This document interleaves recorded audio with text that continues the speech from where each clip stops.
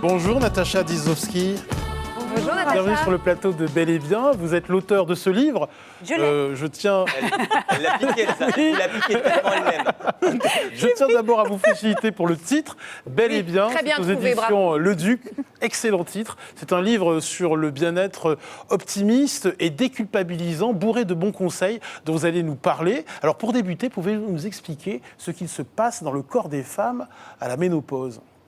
Alors déjà, c'est une période qui est très compliquée pour nous toutes parce qu'elle est pleine de tabous, d'archétypes et d'idées reçues où en fait on fait une espèce de raccourci, où on se dit la ménopause c'est une dégradation du corps des femmes, donc c'est une façon de genrer quand même le vieillissement. Alors qu'en fait pas du tout, c'est juste une modification hormonale qui va faire que bien sûr notre corps va bouger parce que les œstrogènes bougeant, voilà, tout le corps doit se réadapter et donc on va être sujet à un certain nombre, je dirais, de troubles, ce qu'on appelle les troubles collatéraux de la ménopause, les bouffées de chaleur, les insomnies, l'humeur qui est très variable, en fait, on est totalement joyeuse un jour et puis le lendemain, on est totalement en pleurs. Et ça, c'est très déstabilisant pour les femmes. Voilà, c'est pas la fin pour autant, Ali. Alors, un des conseils, Natacha, que vous donnez dans votre livre, conseil très, très important pour approcher de la jeunesse éternelle, c'est de prendre soin de sa peau. Oui, ça c'est le premier. C'est le b.a.-ba. Voilà, c'est le b.a.-ba, c'est que la peau, en plus, c'est un organe vivant. C'est-à-dire que ça a l'air tout bête de dire ça, mais ce n'est pas une surface. Donc la peau, on ne peut pas la décaper, la ripolliner. Et notre peau, comme c'est un organe vivant, elle vit en interaction avec tout notre corps. Donc on ne peut pas avoir une très jolie peau si on ne prend pas soin de ses intestins, par exemple. Bon. Et notre peau, elle a une horloge, une chronobiologie. Donc la journée, la peau, elle se défend de toutes les agressions extérieures. Puisque c'est ça en fait qui la fait vieillir le plus vite, c'est le photovieillissement. Donc elle a besoin d'un bouclier d'antioxydants, vitamine C, vitamine E. La nuit, en revanche, elle se répare, elle s'auto-régénère toute seule de 23h à 3h du matin. Il y a un renouvellement cellulaire. En 21 jours, notre peau, elle est complètement renouvelée. Et là, la nuit, elle va avoir besoin de vitamine A, essentiellement, donc du rétinol, qui va booster la production de collagène. Et le collagène, c'est une des armatures de la peau. C'est ce qui fait qu'on garde une peau très ferme et très dense. Et le collagène, en plus, interagit avec l'acide hyaluronique. Et donc, ça donne ce côté, rebondi de la peau qu'on aime bien. Voilà, donc il faut respecter cette chronobiologie. Et donc, du coup, le premier geste de la belle peau, c'est tous les soirs, on nettoie sa peau. Et du coup, tout le monde est en train de vous scruter. Et ça va. On se dit, on voudrait bien être comme vous. Effectivement, on va suivre vos conseils. Donc, pour la peau, OK.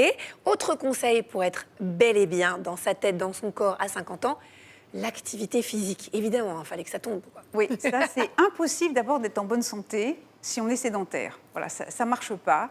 Et le corps, il a besoin d'être en mouvement permanent. Il a besoin d'être en mouvement pour éliminer les toxines, celles qu'on produit juste en vivant, en respirant, puis celles malheureusement qu'on ingère à notre corps défendant. Mais on a besoin de cette activité physique, on a besoin de transpirer.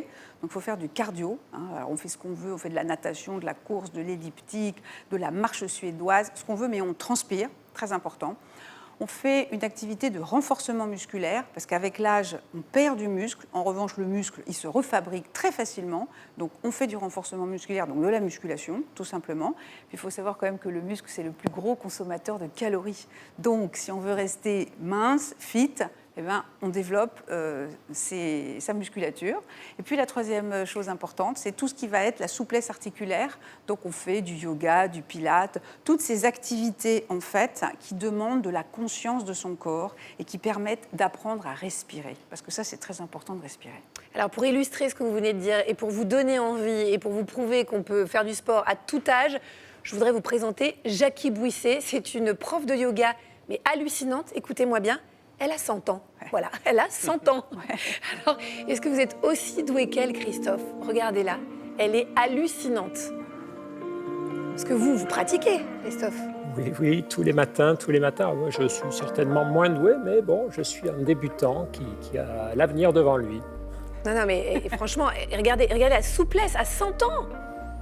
Elle est incroyable. Elle est incroyable. Dernier point très important, et pas des moindres, vous parlez d'alimentation vertueuse. C'est vraiment la clé du bien vieillir, bien manger. Oui, en respectant là aussi son corps. Donc, et le corps, par exemple, de 20h à 4h du matin, notre corps, il se régénère. Ce qui empêche la régénération, c'est un dîner très Ah oui, tardif, ouais. très lourd, Ouais. parce que notre corps, à partir de 20 heures, il se met en mode sommeil, lui. Donc, Ah ouais. il n'a qu'une envie, c'est s'auto-régénérer. D'accord. Natacha, quand on s'est croisés la dernière fois, vous m'avez dit, j'étais en train de manger du sucre, et vous m'avez dit, Elsa, il faut surtout arrêter le sucre, c'est ce qu'il y a de plus mauvais. C'est le pire. Pour le corps, ce qui fait le plus vieillir, c'est le sucre. Le sucre, en fait, va déséquilibrer complètement le microbiote intestinal. C'est-à-dire que notre microbiote, il y a des colonies de bactéries à l'intérieur. Vous avez fait toute une émission sur le microbiote, donc vous le savez très bien. Donc le sucre va, en fait, faire qu'il va y avoir une surproduction de candidats albicans. Et ça déséquilibre tout. Donc au départ, c'est pas grave, on a juste des allergies, la peau qui réagit. Puis au fur et à mesure, ça développe une inflammation chronique. Et là, c'est la porte ouverte à des tas de maladies. Donc ça, c'est la première chose. La deuxième chose, c'est que le sucre crée la ride. C'est-à-dire que le sucre, il va provoquer en fait un phénomène chimique qui s'appelle la glycation et qui fait que les protéines en fait se solidifient entre elles, les tissus deviennent rigides et un tissu qui est rigide, qui a plus de souplesse, qu'est-ce qu'il fait? Il craque.